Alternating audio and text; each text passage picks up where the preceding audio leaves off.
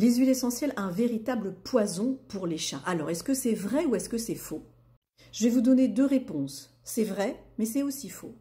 C'est vrai d'un point de vue général, on sait que le chat a un métabolisme différent du nôtre et qu'effectivement, il métabolise très mal, voire pas les huiles essentielles, donc ça peut effectivement lui causer des soucis de santé. Maintenant, je dirais en même temps, c'est faux parce que, encore une fois, de quelles huiles essentielles parle-t-on? Effectivement, comme toujours, il existe des huiles essentielles qu'on va appeler à phénol, ce sont des huiles essentielles très fortes, hein, les sarriètes, les cannelles, les thym, les origans. Méfiance, mais pas seulement avec les chats, avec à peu près tous les êtres vivants, effectivement. Mais en revanche, vous avez des huiles essentielles très douces, notamment comme le fragonia et le kunzea, qui ont été utilisés par des professionnels avec succès sur les chats. Je vous montre ça en images. Ici, vous avez un chat persan. Il est en crise d'anémie extrême suite à une néphrose polykystique en crise terminale. Et il a utilisé Fragonia kunzea avec des résultats spectaculaires après 15 jours. Ici, nous avons Ramsès. Il est en surinfection sévère hein, chez un chat immunodéprimé, donc sida des félins. Et le chat sera totalement transformé après 3 semaines de traitement, comprenant notamment Fragonia et kunzea. Ces cas cliniques sont décrits dans le livre que mon père a écrit, Dr Daniel Pénoël, l'aromathérapie quantique. En effet, il a travaillé lui-même et ses collègues vétérinaires sur des chats, des chiens, des lézards. Donc là, quelle est la vraie question que vous devez vous poser? Est-ce que je suis un professionnel de la santé? Est-ce que je suis médecin vétérinaire? Ou est-ce que je suis le grand public? Alors, si je suis le grand public, je ne vais pas utiliser d'huile essentielle sur mon chat, surtout que tout va bien et que finalement, je ne m'y connais pas. D'accord? Mais si vous êtes face à un médecin, comme le cas de mon père, médecin spécialisé depuis 40 ans, ou avec les vétérinaires avec lesquels il travaille, dont c'est le métier qui sont formés, eh bien là, beaucoup de choses sont possibles. Donc, comme toujours, contextualiser. Est-ce que vous parlez de vous, de votre chat, parce que vous êtes un consommateur d'huile essentielle, ou est-ce que vous parlez en tant que professionnel? En tant que professionnel, eh bien, je peux vous dire que nous avons traité de nombreux chats, de nombreux chiens, même des lézards, des oiseaux, avec les huiles essentielles. Je prends l'exemple de mon propre chat qui avait le coryza, qui était sur le point de mourir. Eh bien, heureusement, nous avons utilisé les huiles essentielles, qui a pu venir à bout de sa problématique. Et le chat, après plusieurs jours, une diffusion intensive d'huiles essentielles dans une boîte, donc il pouvait respirer des huiles, eh bien, le chat a pu survivre 5-6 ans de plus. Donc ça, c'est une très bonne nouvelle. Mais attention, je ne l'ai pas fait avec n'importe quelle huile essentielle, je ne l'ai pas fait avec n'importe qui. J'étais accompagnée de mon père, Dr Daniel Pénoël, médecin spécialisé depuis 40 ans, et surtout, j'avais une confiance envers les huiles essentielles que j'utilisais.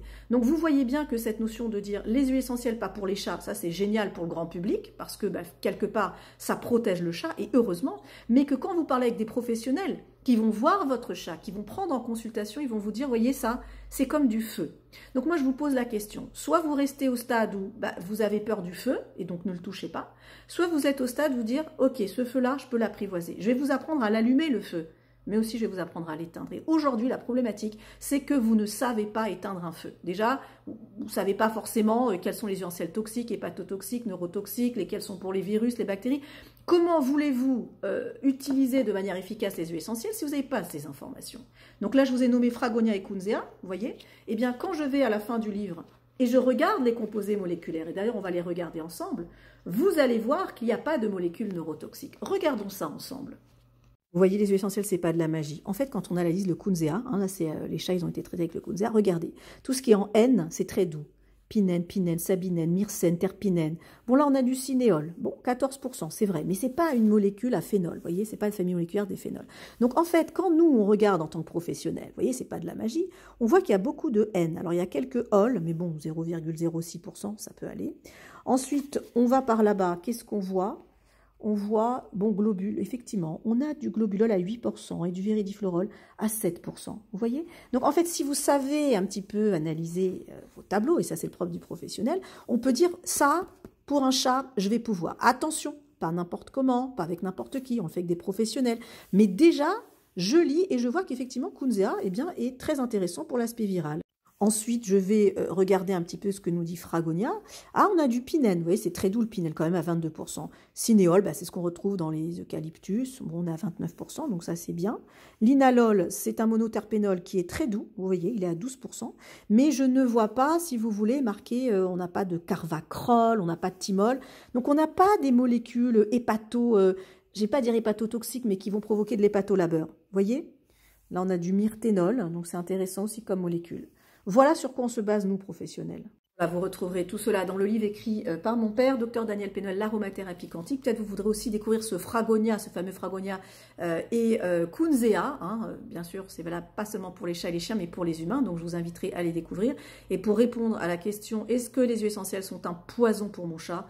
Ça dépend de quelle huile essentielle, ça dépend si c'est à mettre en gélule, ça dépend si c'est appliqué sur la peau, ça dépend si c'est à inhaler. Et encore une fois, ça dépend si ce feu est dans les mains d'un professionnel. Un professionnel, il saura quoi faire avec les huiles essentielles. Il saura traiter, soigner votre chat, pourvu qu'il soit formé. En revanche, si vous n'êtes pas formé, effectivement, vous n'allez pas aller très loin. Donc, je répète aussi ce livre, Mon code de sécurité aromatique. Ne me dites pas l'huile essentielle, elle est dangereuse sans préciser. C'est comme si je vous disais la voiture, elle est dangereuse. Ça dépend pour qui, ça dépend si on a passé son permis ou pas. Donc, passez votre code de sécurité aromatique et vous verrez que à partir de là, vous allez commencer à faire des merveilles. Mais rappelez-vous, maîtrisez d'abord le pouvoir du feu.